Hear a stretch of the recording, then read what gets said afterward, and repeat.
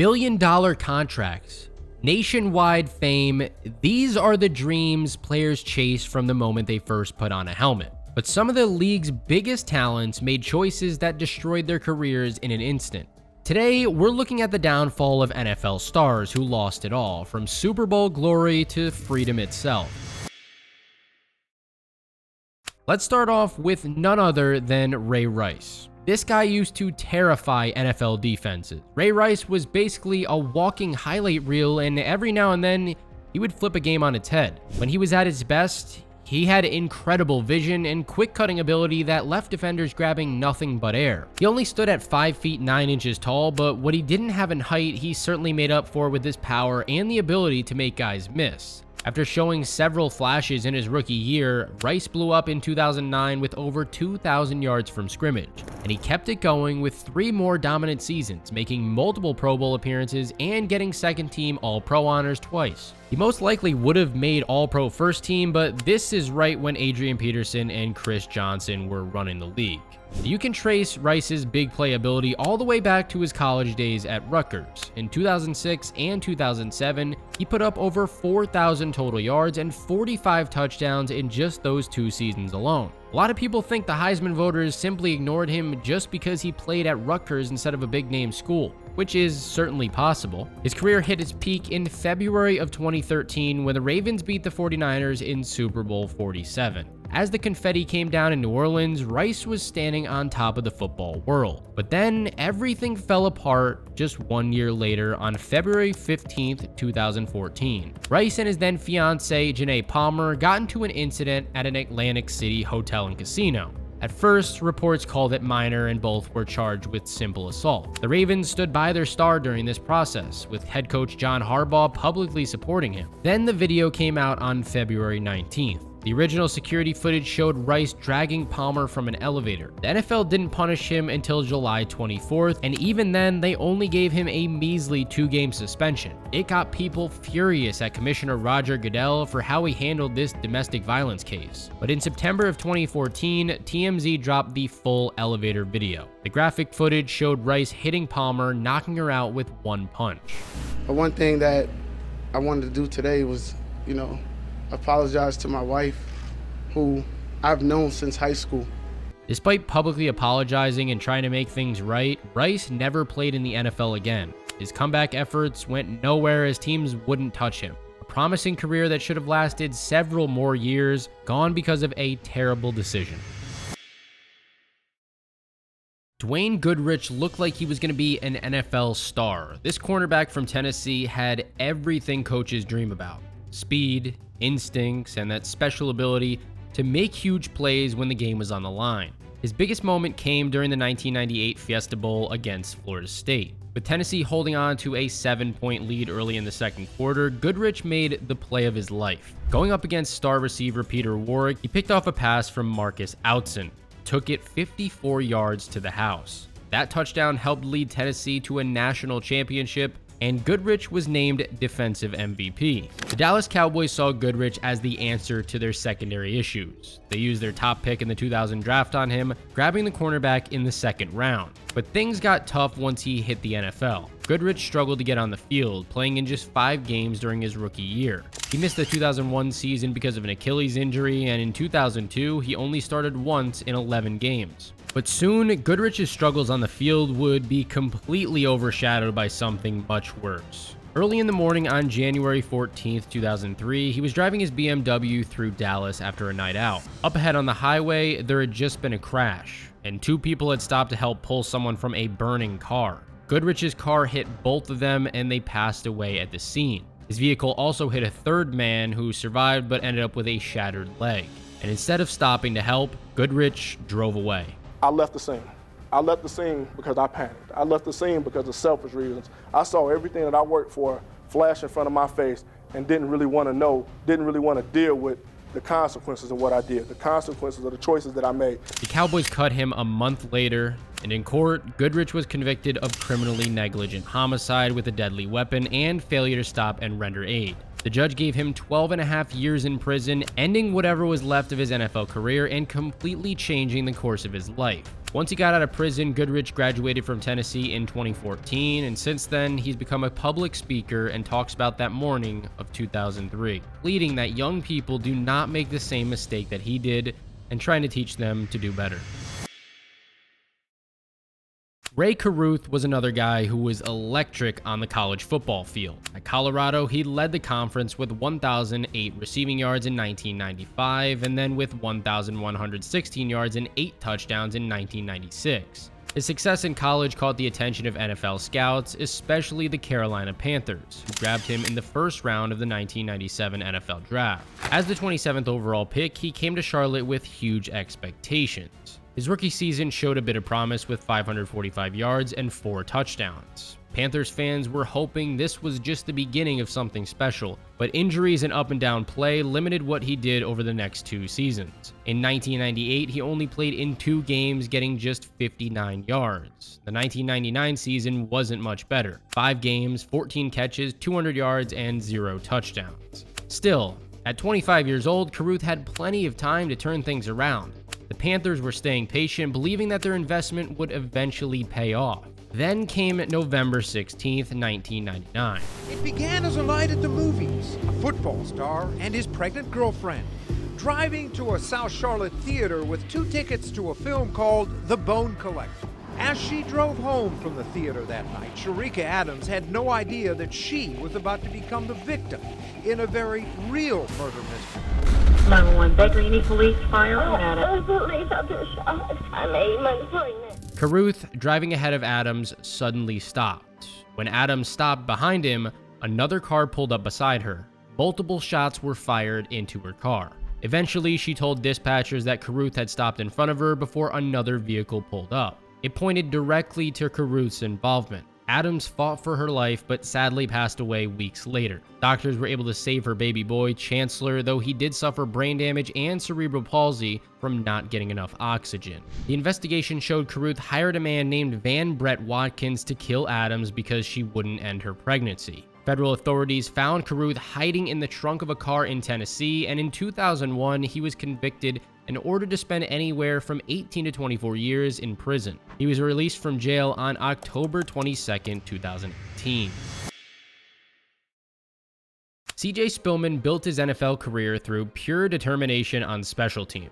Despite going undrafted in 2009, this safety managed to stick on NFL rosters by becoming one of the league's most feared gunners on punt coverage. When you look at his special teams highlights, you can see Spillman flying down the field, showing the all-out kind of effort that coaches love to see. He played 6 seasons in the NFL with the Chargers, 49ers, and the Cowboys. While he hardly played on defense, starting just 1 game in his entire career, Spillman made an impact with a couple of clutch fumble recoveries and some massive hits. In 2014, Spillman landed with the Dallas Cowboys, where he kept doing his thing as a special teams weapon under coach Jason Garrett. But his NFL journey was about to hit a sudden wall. On September 20th, 2014, just hours after the Cowboys flew to St. Louis for a game against the Rams, Spillman sexually assaulted a woman at the team hotel. Even with these serious allegations, Spillman kept playing for the Cowboys throughout the 2014 season while investigators worked the case. In July 2015, a Texas grand jury indicted Spillman.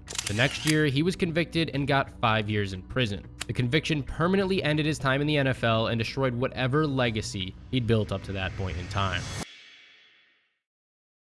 Henry Ruggs III was pure speed. As the Raiders' 12th overall pick in the 2020 NFL Draft, the team brought him in for one main reason: to blow the top off defenses. The Raiders even took him ahead of CeeDee Lamb and Justin Jefferson, which shows just how much stock they had in him. This is the pick they desperately wish they could have back now, though. At Alabama, playing alongside future NFL stars like Devontae Smith, Calvin Ridley, and Jerry Jeudy, Ruggs helped Alabama win the 2017 National Championship as a freshman. His production in college got better every year, wrapping up with back-to-back seasons of 700-plus yards and 19 total touchdowns in his sophomore and junior years. The NFL Combine sealed his elite status when he ran a blazing 4.28 40-yard dash time, which was later updated to 4.27, one of the fastest times ever. Ruggs showed glimpses of his game-breaking ability during his first NFL season, averaging 17.4 yards per catch, which is amazing efficiency for a first-year player. His second season started even better. Through 7 games in 2021, he already had 469 yards receiving and was becoming one of Derek Carr's favorite deep threats, averaging nearly 20 yards every time he caught the ball. But in the early morning hours of November 2nd, 2021, police report on the fiery wreck saying Ruggs was driving at 156 miles per hour with a blood alcohol level twice Nevada's legal limit. This is what driving at 156 miles per hour looks like. You can see just how fast Henry Ruggs was going based on the speed of the other cars around him. He is flying. I was told right about 2.5 seconds after he passes by, you hear screeching and then a loud bang. Ruggs made a choice that would change multiple lives forever. He crashed into 23-year-old Tina Tintor's vehicle. Her car burst into flames. Tintor and her dog Max died at the scene. The Raiders cut Ruggs immediately, and in 2023, he pleaded guilty and was sentenced to 3 to 10 years in prison. Bam Morris bulldozed through NFL defenses with a punishing style that made fans love him in the mid-90s. Texas Tech product was built like a tank and ran with the kind of power that made smaller linebackers think twice before taking him head-on. Bam is one of those guys that don't come along very often. Bam Morris, a real people person. That is, unless you're a defender. At Texas Tech, Morris owned the Southwest Conference, leading in both rushing yards and touchdowns in 1993 with a very impressive 1,752 yards and 22 scores. The Steelers drafted him in the 3rd round of the 1994 NFL Draft, and Morris hit the ground running as a rookie, rushing for 836 yards and 7 touchdowns while adding on another 204 yards catching passes. One of his best moments came the next season on the biggest stage, Super Bowl 30 against the Dallas Cowboys. Even though Pittsburgh lost this game, Morris still had a good showing, grinding out 73 yards and scoring a touchdown that briefly had Steelers fans believing a comeback was possible. To someone other than a wide receiver, Morris, big hole left side. Look at him run over tacklers. But Morris's NFL journey quickly ran into trouble. His production fell in the 2nd season, and in March of 1996, police found more than 6 pounds of marijuana in his car during a traffic stop in Texas. The Steelers cut him soon after that incident. Though he got second chances with Baltimore and Chicago, Morris never really found his early form again. His time with the Ravens showed glimpses of what he could do. 774 yards in 1997, but it was overshadowed by a 4-game suspension in the beginning of the season for breaking the league's alcohol policy and a 120-day jail sentence. In 1998, he signed with the Chiefs, and during the final 6 weeks of the season, it looked like he was finding his groove once again. But in 1999, he just couldn't capitalize on that momentum. His career was basically over at that point, and to make things even worse for him, his legal problems were just getting started. In April of 2000, Morris was arrested for trafficking controlled substances. The investigation showed he'd been running a major distribution network, personally handling over 220 pounds of marijuana around Kansas City. On September 10th, 2001, a judge gave Morris 10 years in prison. It was a shocking story, but it's not even as shocking as our next guy. Aaron Hernandez was a defensive coordinator's worst nightmare. He could line up as a traditional tight end, slot receiver, even in the backfield. When the Patriots grabbed Hernandez in the 4th round of the 2010 NFL Draft, which is the same year they got Rob Gronkowski, the whole league took notice. Bill Belichick, who's always one step ahead, saw a 2 tight end system that could change offensive football forever. By his 2nd season in 2011, Hernandez became a key piece in New England's offense. Piled up 910 yards and 7 touchdowns while helping the Patriots get to Super Bowl 46. His college days at Florida also already showed potential. Playing with Tim Tebow, Hernandez won a national championship in 2008. And his Sugar Bowl performance the very next year against Cincinnati, 9 catches, 111 yards, and a touchdown, showed off the talent that would soon give NFL defenses headaches. In August of 2012, the Patriots showed just how much they valued Hernandez by giving him a 5-year, $40 million contract extension. But behind all the touchdowns was some really troubling behavior. Hernandez had a history of violent incidents dating back to his Florida days. Reports later show that many NFL teams had completely removed him off their draft boards because of character concerns, which would explain why he fell to the 4th round despite having 1st or 2nd round talent. On June 26, 2013, everything fell apart. Police arrested Hernandez in connection with the homicide of Odin Lloyd, a semi-pro football player who was dating the sister of Hernandez's fiancée. The Patriots cut him within hours of the arrest. April of 2015, Hernandez was found guilty and got life in prison without parole. While serving this sentence, he was also charged with a double homicide from 2012, though he was later found not guilty of those charges. On April 19, 2017, prison guards found Hernandez in his cell. He had taken his own life at the age of 27. Prison officials in Massachusetts confirming they found former New England Patriot and University of Florida standout Aaron Hernandez dead in his cell this morning. Boston University researchers who examined Hernandez's brain discovered that he suffered from an advanced form of CTE. A study out today says former football star Aaron Hernandez had a severe form of CTE. Can say it's a progressive degenerative brain disease. It is like Alzheimer's. It can start with memory loss, mood swings, and difficulty in concentration, developing into progressive dementia. He was at one time the best player on the New England Patriots, in my opinion. That wasn't named Tom Brady. He was that skilled. But hearing the CTE results, all of us former players are still curious to all of it, because me as a former player, I don't know what to believe, I don't know what to think, but all I know is I wonder. I wonder how much I have. And I wonder, what am I going to be like in 5 or 10 years? Hernandez is one of the most tragic stories in the history of the sport, but we've got a lot more crazy stories to come, including a Super Bowl hero who shot himself in a nightclub, a running back whose 15-year prison term began during his rookie season, and a Bears special teams player who was caught by an undercover cop. But first, we gotta look at Trevone Boykin.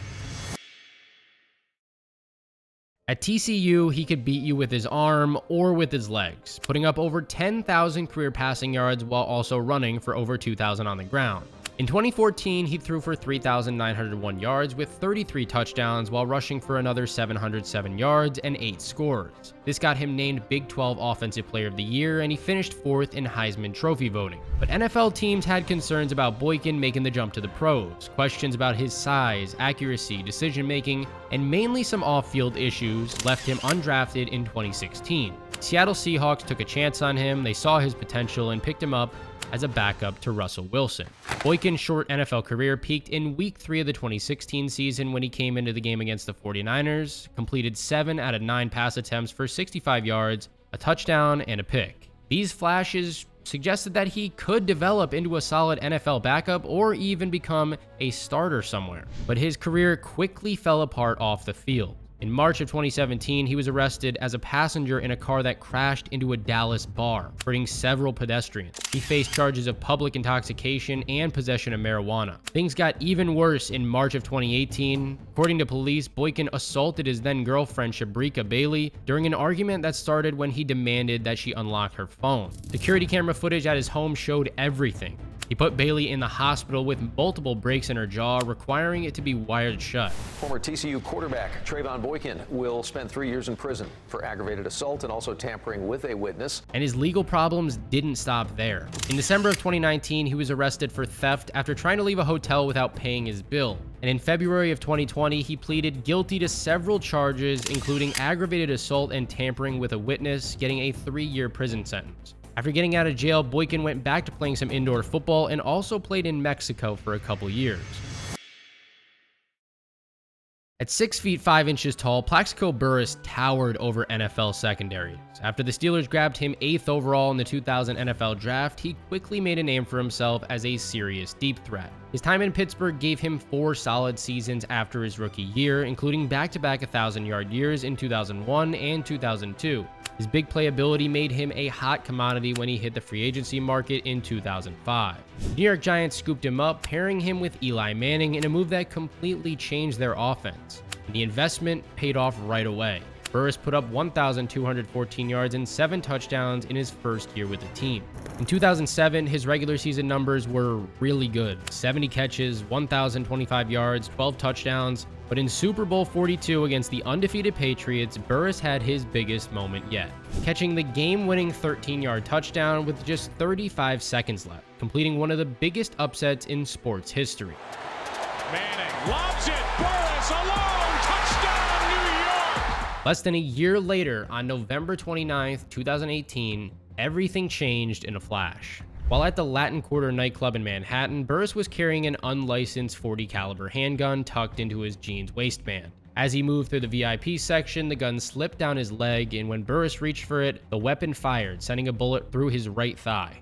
New York had very tough gun laws, and Burress didn't have a permit to carry a concealed weapon in either New York or New Jersey. Manhattan Mayor Michael Bloomberg publicly demanded that Burress be prosecuted to the fullest extent of the law. In August of 2009, Burress took a plea deal and got 2 years in prison. He was released in June of 2011 after serving nearly 2 years. Though he did try to make a comeback with the Jets and later returned to the Steelers, Burress never got back to his old form.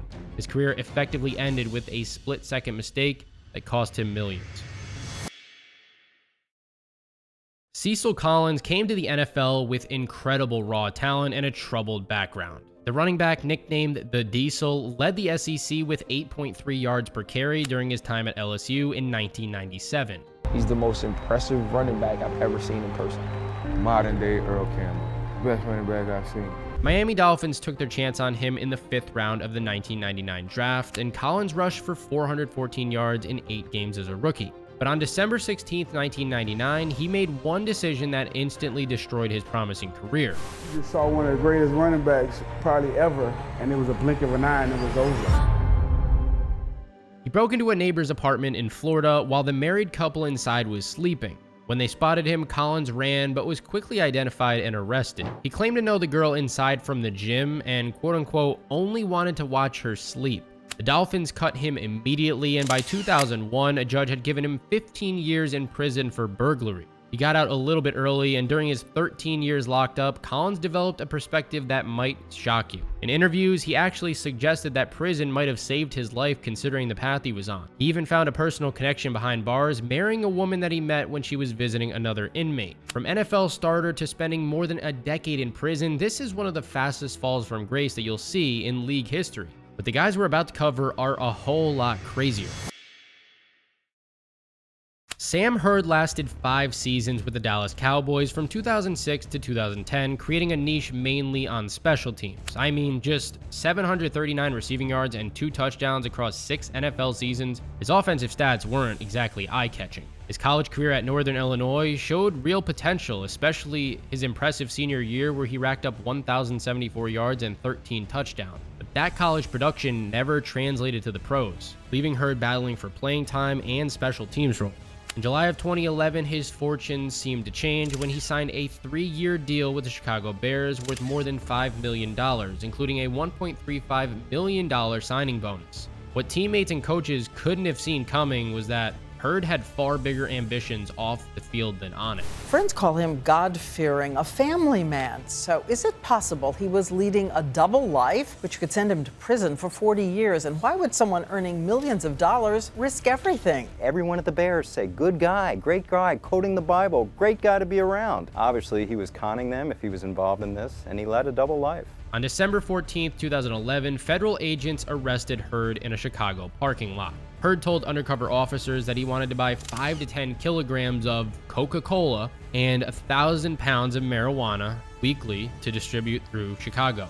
The Bears cut him immediately after the news broke. In April of 2013, Hurd pleaded guilty to conspiracy to possess the substances with intent to distribute. That November, the judge gave him 15 years in prison. After serving about 10 years, Hurd was released in January of 2023 to community confinement in San Antonio. So, how do you get more self-destructive than that? Well, let's find out.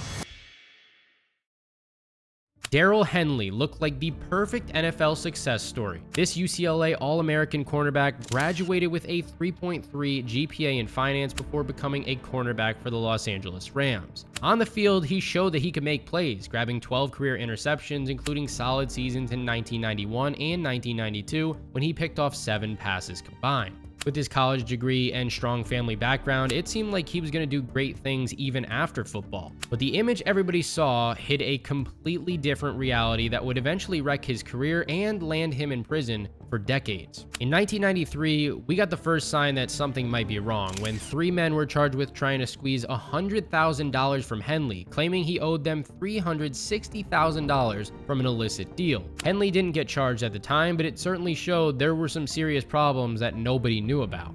Then by 1995, Henley's carefully built life collapsed when he was found guilty of drug trafficking. The court gave him 20 years in prison.